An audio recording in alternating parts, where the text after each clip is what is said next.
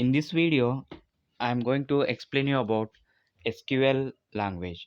SQL means it is a structured query language. It is a computer language used for storing, manipulating, and retrieving data stored in the relational database. It is the standard language for relational database system. All relational database management systems like MySQL, MS Access, and Oracle, Sybase, Informix, and SQL Server use SQL as the standard database language. Why SQL? SQL allows users to create and drop databases and tables. SQL programming ಲ್ಯಾಂಗ್ವೇಜ್ನ ನಾವು users ಯಾಕೆ use ಮಾಡ್ತಾರೆ ಅಂದರೆ it is used for to create and drop. Create means new table ಅಥವಾ new ಡಾಟಾಬೇಸ್ನ create ಮಾಡಲಿಕ್ಕೆ, ಮತ್ತು drop means delete ಮಾಡಲಿಕ್ಕೆ, ಟೋಟಲ್ ಹೋಲ್ ಡಾಟಾಬೇಸ್ನ ಡಿಲೀಟ್ ಮಾಡಲಿಕ್ಕೆ ಯೂಸ್ ಮಾಡ್ತೀವಿ. Also it is use to describe the data describe ಮಾಡಲಿಕ್ಕೆ, ಅಂದರೆ ಡಾಟಾಬೇಸಲ್ಲಿ ನಾವು ಯಾವ ಅಟ್ರಿಬ್ಯೂಟ್ಸ್ನ ಯೂಸ್ ಮಾಡಿವಿ ಅಂತೇಳಿ ಡಿಸ್ಕ್ರೈಬ್ ಮಾಡಲಿಕ್ಕೆ ಯೂಸ್ ಮಾಡ್ತೀವಿ. Next it is allows users to define the data in database and manipulate that data. ಅದನ್ನು ಮ್ಯಾನಿಪುಲೇಷನ್ ಮಾಡಲಿಕ್ಕೆ ಯೂಸ್ ಮಾಡ್ತೀವಿ. Next it is use to embedding within other programming languages. It allows users to set permissions on tables, procedures, and views. SQL architecture. When you are executing an SQL command for any RDBMS means Relational Database Management System. The system determines the best way to carry out your request, and SQL engine figures out how to interpret the task. ಅಂದರೆ ಒಂದು ಕಂಪ್ಯೂಟ್ರಲ್ಲಿ SQL programming language use ಮಾಡಿಕೊಂಡು RDBMS ಅಲ್ಲಿ ನಾವು ಡಾಟಾಬೇಸ್ನ create ಮಾಡಬೇಕಾದ್ರೆ ಯಾವ ರೀತಿ ಆ language work ಆಗುತ್ತೆ ಅನ್ನೋದಕ್ಕೆ ಈ ಡಯಾಗ್ರಾಮಲ್ಲಿ ನಿಮಗೆ ತೋರಿಸಿದ್ದೀವಿ ಕರೆಕ್ಟಾಗಿ.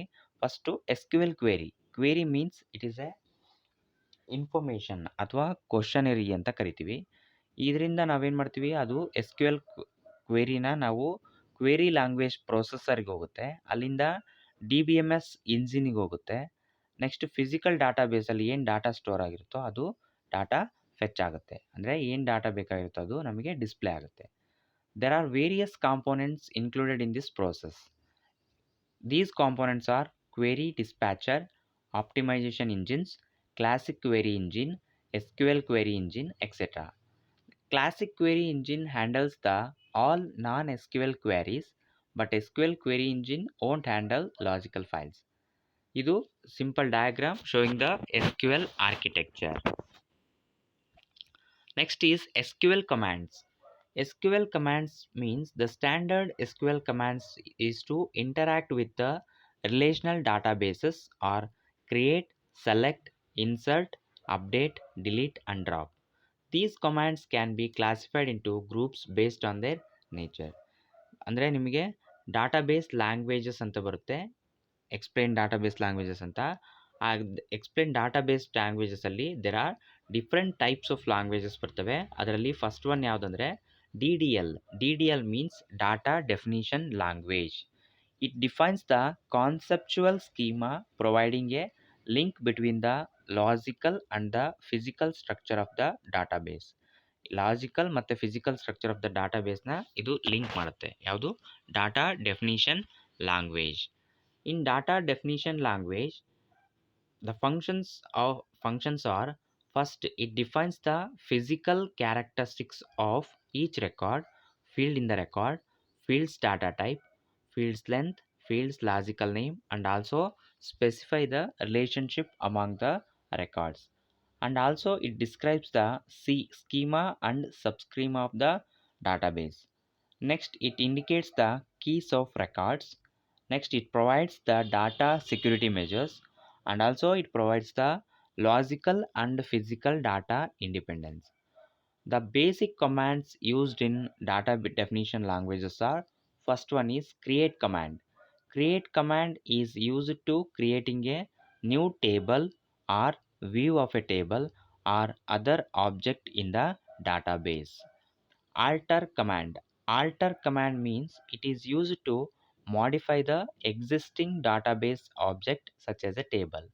ಟೇಬಲ್ನಾಗಿರೋ ಅಟ್ರಿಬ್ಯೂಟ್ಸ್ನ ನಾವು ಆಲ್ಟರ್ ಮಾಡಲಿಕ್ಕೆ ಅಂದರೆ ಮಾಡಿಫೈ ಮಾಡಲಿಕ್ಕೆ ಆಲ್ಟರ್ ಕಮ್ಯಾಂಡ್ನ ಯೂಸ್ ಮಾಡ್ತೀವಿ.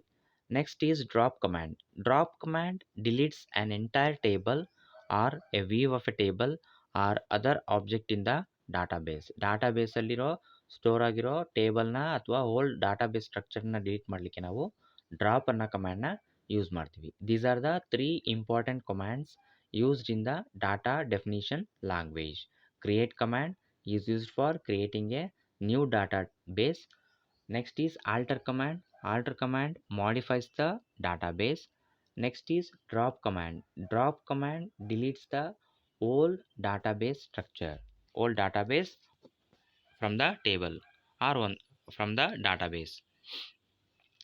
Next is data manipulation language.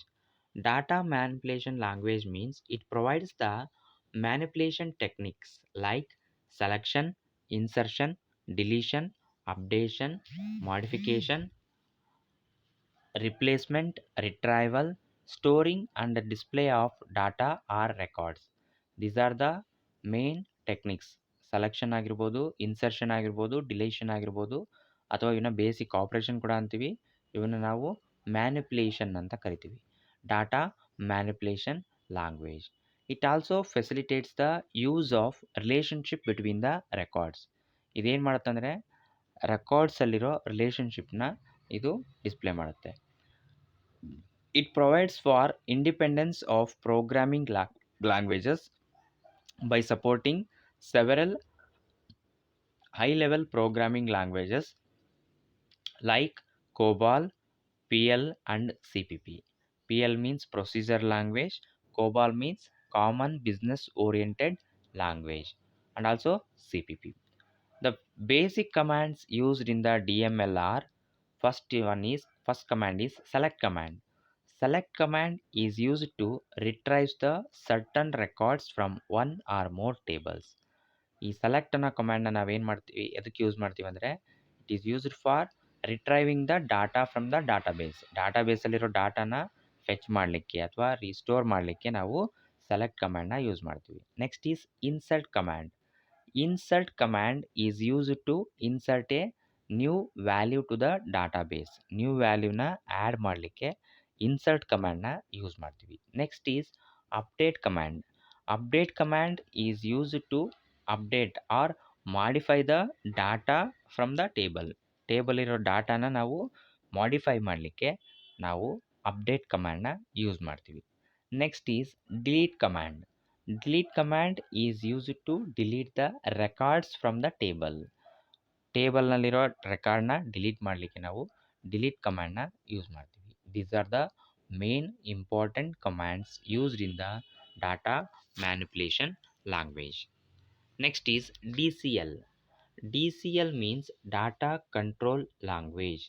These SQL commands are used for providing a security to the database object.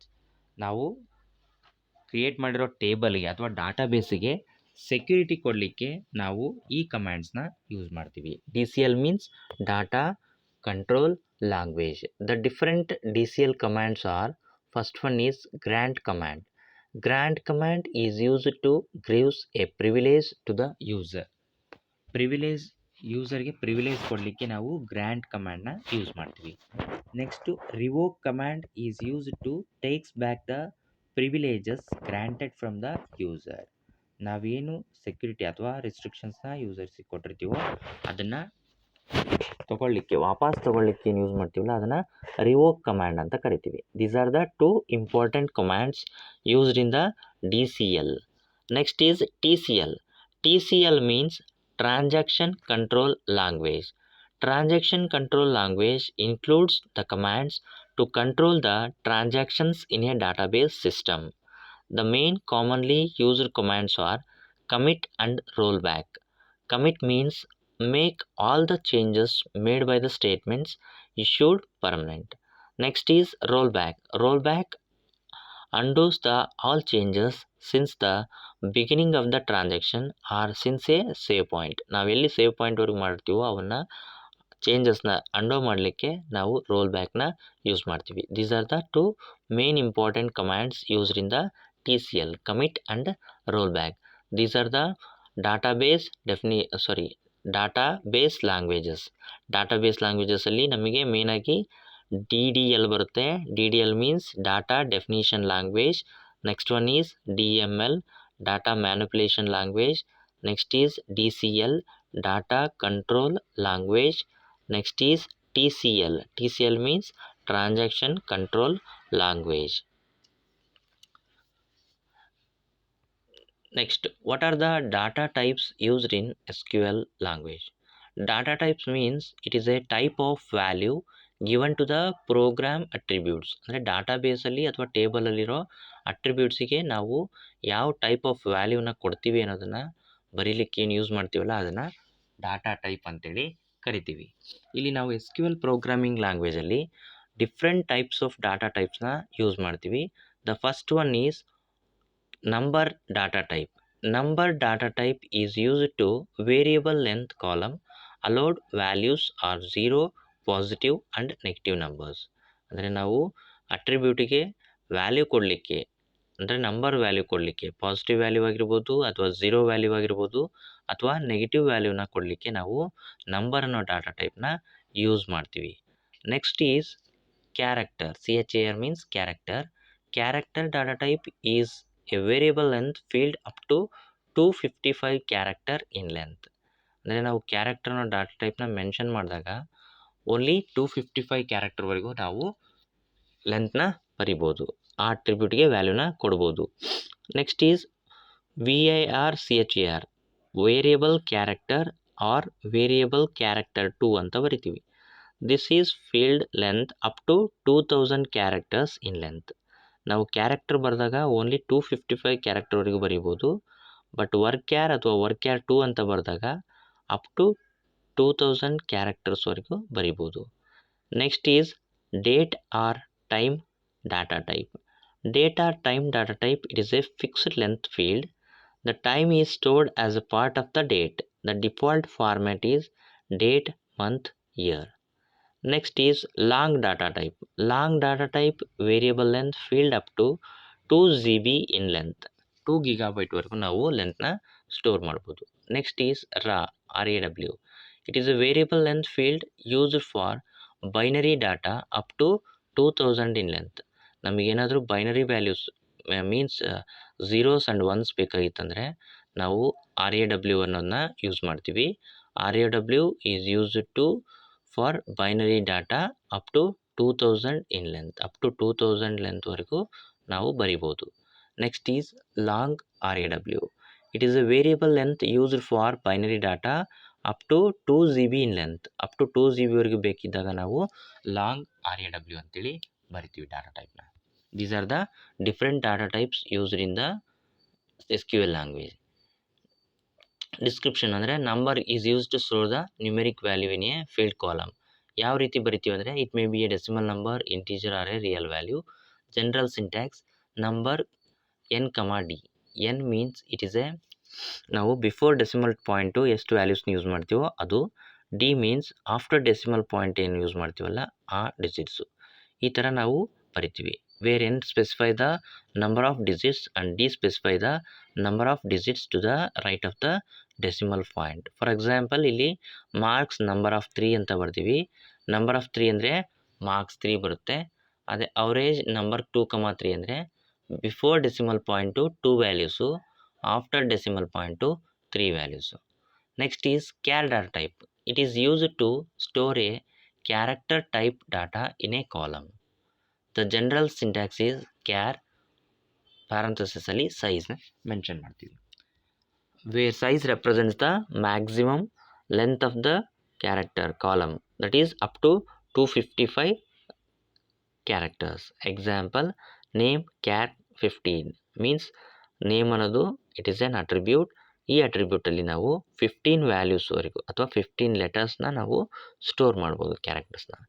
ಅದೇ ರೀತಿ VAR ಅಥವಾ ವೇರಿಯಬಲ್ ಕ್ಯಾರೆಕ್ಟರ್ 2 ಅಂತ ಬರಿತೀವಿ. It is used to store the variable length alpha numeric data. ನಾವೇನಾದರೂ alphanumeric data use ಮಾಡಿದಾಗ variable character ಅಂತೇಳಿ ಬರಿತೀವಿ.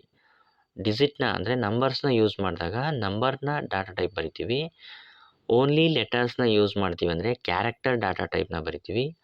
Alpha numeric characters ಇದ್ವಪ್ಪ ಅಂದರೆ combination of digits as well as letters ಇದ್ವೆ, ಅಲ್ಲಿ ನಾವು ವರ್ಕ್ಯಾರ್ ಅಥವಾ ವರ್ಕ್ಯಾರ್2 ಅಂತೇಳಿ ಮೆನ್ಷನ್ ಮಾಡ್ತೀವಿ.